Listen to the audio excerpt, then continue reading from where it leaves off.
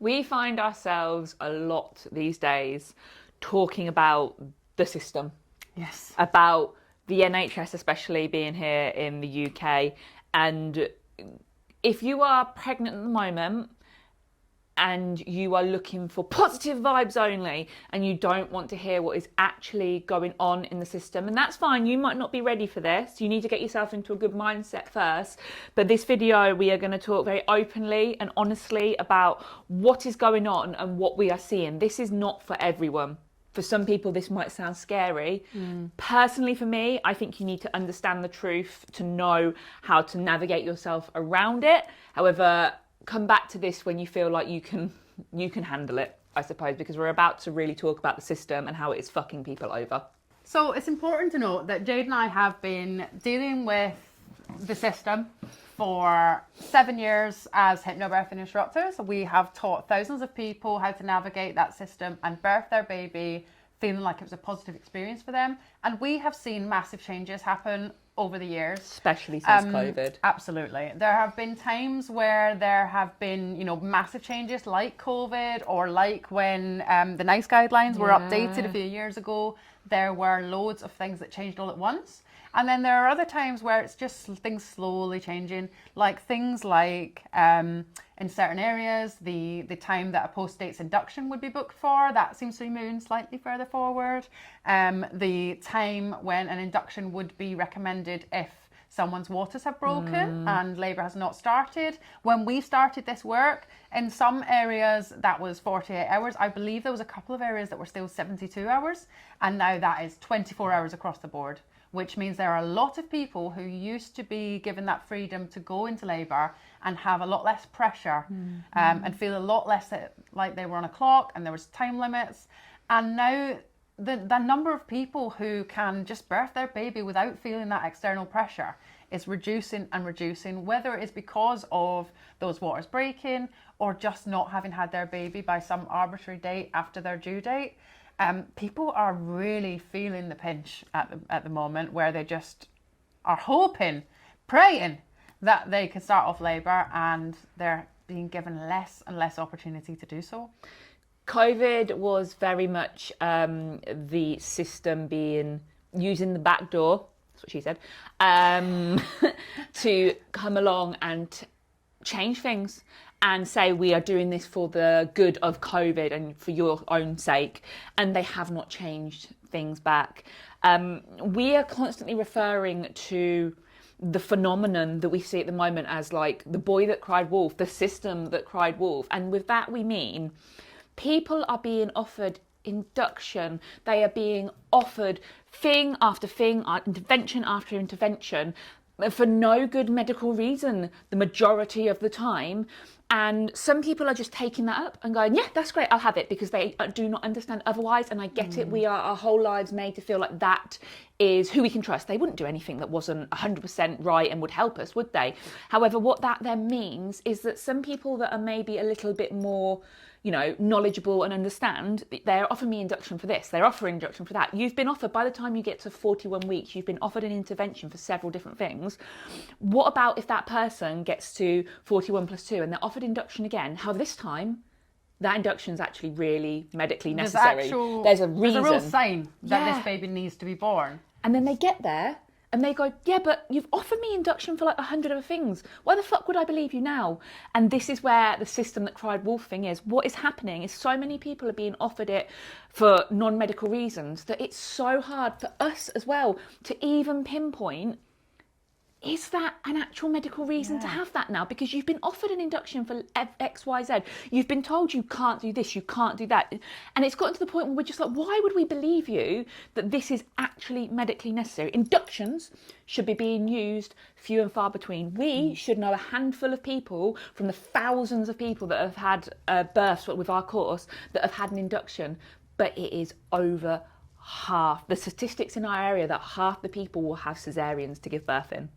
Yeah, it's wild. Most it shouldn't of those be that way. Unplanned cesareans, which unnecessary is as well. Unnecessary, unplanned, unnecessary cesareans that have occurred many times off the back of an induction. So an unnecessary induction that was just offered because you've ticked a box. You had a certain birthday before you had that baby, and so you're too old now. You could only possibly birth this baby with our help, as opposed to, you know, the many other people who are older than you, who happen to have had a baby completely by themselves and did it their way, purely because they had the information that they needed to be able to say no to that unnecessary induction or say yes to an alternative, and they've navigated it their way and everything's been fine. But so those things are so few and far between that we don't all know somebody who ticks that box, who's just been left to their own devices and birthed their babies. Unicorn. And so we kind of always turn it on ourselves, like, well, I am old. Well, I am old, so I guess I need their help. I guess I should listen to them. It is IVF, so I should. Yeah, and all of these things, like, they kind of have us believe that, well, I'm not typical, so I guess I need extra things to other people. But actually, it's not that typical to be typical these days. You know, a lot of people will have a box that they tick, whether it's conceived by IVF, whether that was for a healthcare reason at all. It could just be you're in a same-sex relationship and there isn't any sperm, and so we've needed to have IVF, but there is no proof that that means the person carrying the baby isn't just going to be able to crack on and birth that baby. Yeah. People are having babies older. Who decided this arbitrary age that people have to be under in order to have a healthy pregnancy and a spontaneous labour that's left to their own devices? Who decided this? Right. And so with the IVF, this is something I always think, they group all of IVF together, right, that you need induction. What if the IVF was pipetted in? Yeah. That could have been a penis in a vagina. And this is it. So someone there was no surgery, nothing outside of it. Someone who's had a same-sex relationship who has gone to get IVF just because they need sperm would be put in the same category as someone who maybe had lots of procedures, maybe they had cancer in their teenage years or something. They are a real outlier. Yeah. You know, they've had significant medical instances that has resulted in them then needing IVF. And we can't treat those two people the same. But we everyone, do. Yeah. And this everyone is should it. be an individual. It should always be about, how are you feeling? What are the signs that your baby is doing well or potentially not doing well? And that should never be, oh, well, this is your third baby, it's IVF and you're 40. Bingo, let's give you an induction. It should be looking at you, how you feel. You know, fair enough, you're doing your blood pressure and it's very high consistently and you don't feel very well, and monitoring on your baby has thought that maybe something's a little borderline there. I'm not sure if your baby's okay. If you're looking at this information and you're maybe seeing some signs, and it's not always guaranteed, but maybe you're seeing some signs that perhaps things aren't well. Perhaps this baby does need to be born. That might be a reason why someone would say yes to induction or plan for a planned cesarean. But too many people are just being told you tick XYZ box, and so therefore that means 100% you won't be able to birth your baby without all these things. Yeah. Or even, you're 40 weeks, we might as well. Might as well. We hear this so often. Might as well. Does my fucking head in. The system is broken and it's shit. It's broken and it's shit. We are not individualised, caring people. Everything is lumped together, like we were saying. And anybody watching this who's pregnant, I know this all sounds really scary, because it is. There's no way of getting around it. It's a scary system. It is really, really difficult to get a physiological birth these days inside a labour ward. Now, the first thing I would say to you is consider where you are birthing and who is around you. Birth centres and home. In the birth centre, you are more likely to be looked after by a midwife that understands physiological birth. At home, you are in your own comfort. Now, I understand for some people, home might be absolutely fucking not. I get it. That's because we've been groomed. Yeah. Let's be honest. Yep. We have spent our entire lives being given the idea that a hospital is a safe place. And of course, if you're mid-heart attack, a hospital's got to be the best place there. for you. Broken your arm. Yeah. And do you know why that is? Because something is wrong. When something is wrong with you, it makes sense to go to a hospital where there are lots of people and you can trained to fix you. Yeah. When you are pregnant and simply your labour has begun, you are not there's broken. nothing wrong. There is nothing wrong, and all you need... For the need, majority of us, we are absolutely fine. All you need in that instance is a supportive environment and a great birth partner, a birth team People who know what they're doing and can give you everything that you want and need in that time. That doesn't have to be in a medical setting. It doesn't have to, because for most people left to their own devices, they wouldn't need anything that would be at a medical setting. And it is scary. You know, we talk about it and it makes people feel like, well, how can I trust this system then? Or who do I trust? And yourself. You have to trust yourself. That's the scariest part of it, is realizing that the only person that you can trust is yourself. That the only person who can take in this information and really see what it is that is going to get that baby out safely, based on your instinct, based on the knowledge of your history, your own body, and what's going on with your baby at the moment, you're the only person who can make that decision.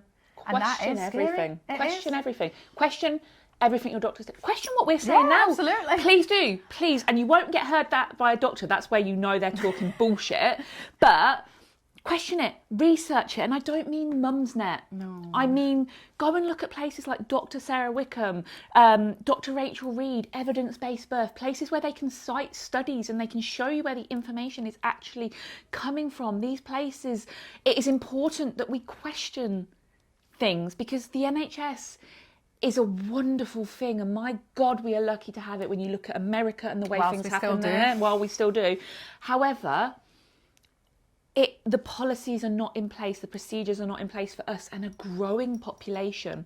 It was never made for the way our world currently is. And you know, our lovely, lovely midwife says that her generation of midwives are likely to look back on this induction epidemic and be ashamed they were part of it, the same way as older midwives will look back on when they used to shave, bath and enema people as being like so disappointed. To give people episiotomies, whether they needed them or not. And I tell you what, let me tell you a story about someone that, I can't remember who told us this. It was a midwife. I'm not sure if it was Joy. Told us about a midwife who was so terrified that she hadn't been able to give an episiotomy to the woman who had had a baby, because her baby was just born so quick, that she made the episiotomy after the baby was born so that she wouldn't get in trouble at work. That is the sort of stuff that, I'm not saying that happens today, not at all. Because we know that's wrong now. We know that's wrong now, but that was routine. Everyone was given an episiotomy, and if you didn't give someone an episiotomy, you were in trouble. You could lose your job, to the point where someone would actually go and do that to somebody in the moments after they've had their baby. They would use some scissors to cut their vulva. And, you know, we have to know things like that to be able to sometimes give ourselves a shake and think, right, you know, if this was about safety, if it was about what was the best for babies and the best for parents, then home birth would be supported. You wouldn't hear about how there's not enough staff, or we've closed the home birth service, because that service would be prioritised. And it used to be. You would have the same midwife where possible for your entire pregnancy, because we know that the safest care that you can give someone is with the same carer. Continuity of carer, that's called. Yeah. And it is associated with much better outcomes, because you don't have to have a conversation every single time that you go in of, I'm this person, this is my history, and this is what I want for birth. That midwife can see changes in you. And you that get midwife better will, outcomes. Absolutely. That midwife will be the person who does all your observations and knows that they've changed. You develop that trust with them. They will do all your measurements, and so you can actually rely on those measurements, because you know that the same midwife has done it in the same way throughout, and that actually tells us something, as opposed to the way the system often is. We have a different midwife at every appointment, and so it can really look like things go up and down. And then we're sent for a growth scan. And I don't know if anyone's ever been in this situation where you are referred for a growth scan, you get there, you find out your baby is perfect weight, but they spot another issue. Maybe it is that you've got too much or too little fluid, or something that's going on. Maybe they measure baby and, you know, baby is a generally good weight, but why is its legs so long? Or why is its belly so big? And it just, the more information we have, the more we can perceive that there's a problem, and the more we can find reasons to recommend an induction. And we're in, you know, like Jade said, epidemic. Most of the people, if not all of the people that we support, are offered induction at some point during their pregnancy. Sometimes it's because they're like, oh, you need to have this because we're concerned for your baby. And sometimes, like Jade said, it is, we might as well. Yeah. You are near enough at the end of your pregnancy. And the issue with that is that someone could be recommended an induction at 38 weeks because they're like, well, you're pretty much there. We might as well do it. But that baby might have come at 42 weeks on their own. do we want to be dragging babies out a month early based on we might as well? Because this is the thing, that as parents, we have to take control and think, actually, no, I'm not doing that. I'm not doing that to my baby. I'm not living through that myself, because it does have an impact on the way we experience that start to parenthood and our life going forward. Yeah, it really does. And it's scary and it sounds scary, but the way you take control in this situation is, first of all, you do antenatal education and stuff that doesn't groom you for the system, stuff that prepares you. And it may seem sometimes like they're preparing you for a fight, but there's a good reason. We hope, my God, we hope you go into that hospital and you are met with the sort of midwives that we know. We hope you met with the Tasneems. We hope you meet with the joys of the world. You know, there's so many beautiful, amazing midwives out there, but there are also midwives that have been working in the system for such a long time and they're so jaded by it that they are now very much part of, like, they're a cog.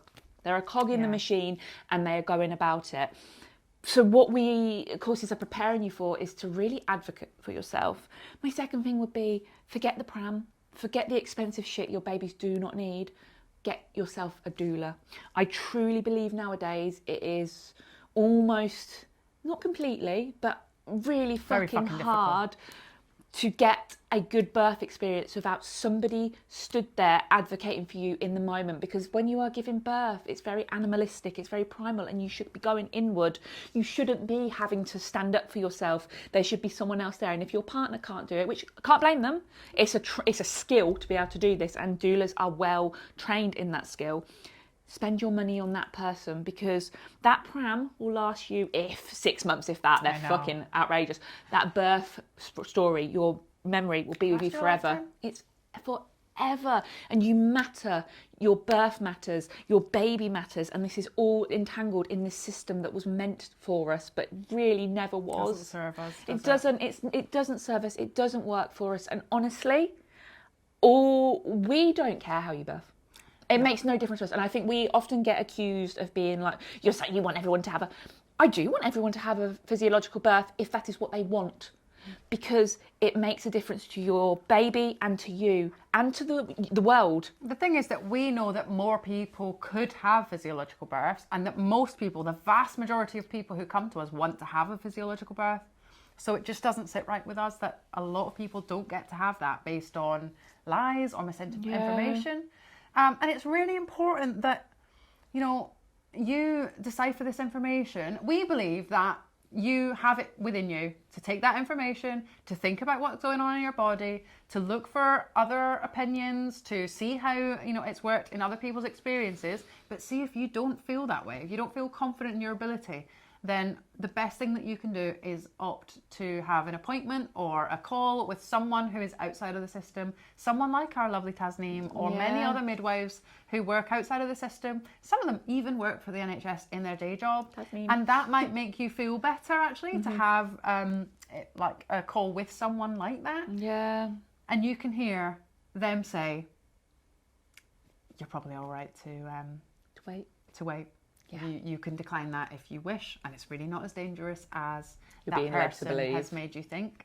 And honestly, it's well worth it. Again, it's one of those things that people maybe don't want to pay out for, you know, say it's like 50, 75, £100 for a call with someone. You'll ever spend. It can really help you to work out if what you're being told really relates to you, or what information is there outside of that you maybe haven't been told? What alternatives are there? What could you ask for? Or is there someone that works in your hospital or however it is that you access your midwife who would maybe be a better fit for you, who maybe has a skill set that would be more beneficial? An example of that is, how often do we hear of people being spoken to negatively because their baby's breech?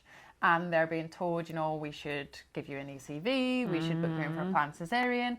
And then actually they find out that there's a whole specialist breech midwife at their service.